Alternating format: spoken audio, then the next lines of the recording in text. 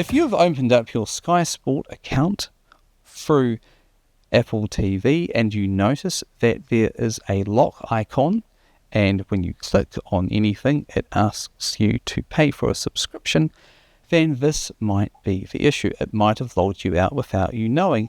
To log back in again, scroll down to account and click on the button.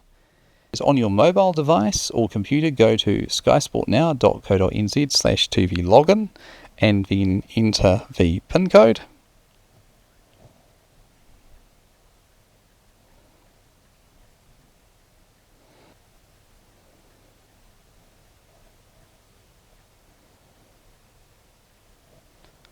Or with your camera, you can point it at the screen and then click on the QR code here and then click on the link, which will open up the link,